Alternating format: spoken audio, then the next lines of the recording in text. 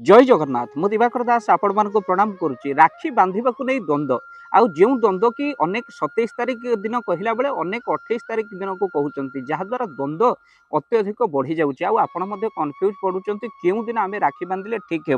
भक्तबंधु आपण को कही रखापी चाहूँ आम संस्कृति जगन्नाथ संस्कृति आउ जो संस्कृति पांजी को ही विश्वास करे आउ पांजी रे ही जहाँ गणना करा जाए ताहा अनुसार ही आम पर्वपर्वाणी पालन करूँ। आउ द्वितीय रोचे उदय तिथि आउ उदय तिथि आम पर्वपर्वाणी सब पालन करूँ। जदि श्रावण पूर्णमी हूँ रक्षाबंधन आउ यही रक्षाबंधन आपणकर जदि देखा पूर्णमी आपणकर 27 तारिख दिन सकाळ पूर्णमी बिल्कुल ही नहीं। तो से आपण केबे भी 27 तारिख रे भूल रे राखी बांधतु नहीं कहीं 27 तारिख भद्रा कालर समय रोचे जहाँकि आपणकर भद्रा कालर समय 9टा 8 मिनिट रात्रि 9टा 32 मिनिट पर्यंत रोचे जहाँकि भद्रा काल राखी बांधिले अशुभ बोली होता है।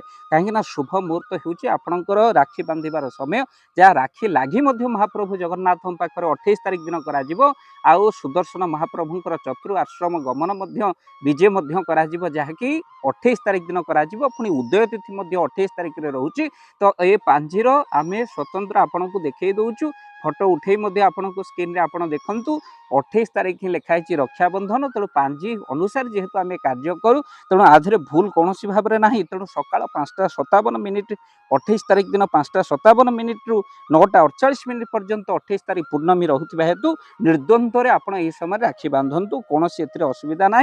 गम्हा पर्व सहित आपण बाटरा मान पर्व दिन पालन कर सहित आपणकर यही 28 तारिख दिन ही आपण मन रखि था जहाँकि बलभद्र जन्म देखा रक्षाबंधन स्पष्ट भाव में लिखाई भाई हाथ में भौणी यही दिन राखी बांधि पार। तो ये द्वंद्व कौन रखा कथा नुहे। जो मैंने चाहते 27 तारिख दिन बांधि पारते किसी असुविधा ना किंतु असुविधा हूँ जहाँकि भद्रा काल आम पड़ूँ। तेणु आपण मनमुखी जदि बांधे आम आउ कौन कहूँ। तेणु 28 तारिख दिन ही प्रकृत राखी बंधन आउ श्रावण पूर्णमी जहाँ स्पष्ट पांजी में प्रमाण दि जाइए। आम संस्कृति हूँ जगन्नाथ संस्कृति से अनुसार ही आमको मानवा पड़ो।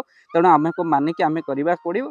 तेणु भक्तबंधु राखी पूर्णमी के नियम जहाँ आम कहूलु हाथ तैयारी जिनस भौणी जदि से दिन भाई को दिए बहुत शुभ फल मिले भौणीर सुख समृद्धि बढ़े भाईर उन्नति होता है।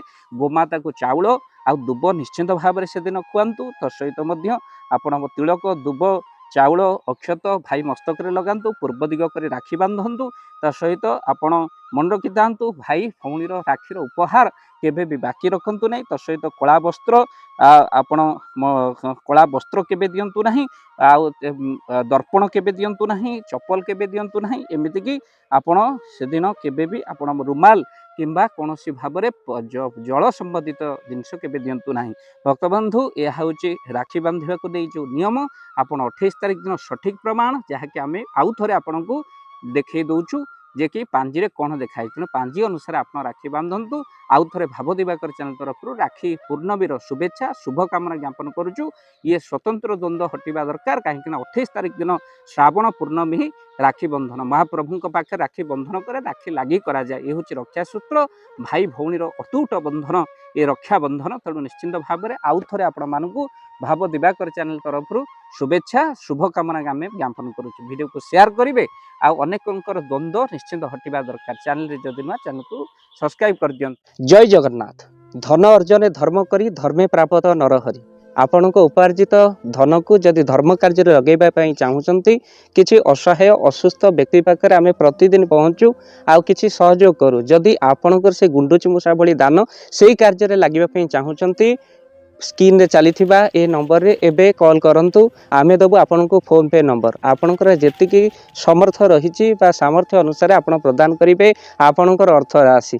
एबे आपण जानि के आनंदित हेबे गोटी एम्बुलेंस किना जाइछि केवल रोगी सेवा पई। जदि आपनकर किछि अर्थ से एम्बुलेंस पई आपण सहयोग करिबा पई चाहंती तो एबे कॉल करंतु एही नंबर रे। आपन को अशेष धन्यवाद। जय जगन्नाथ।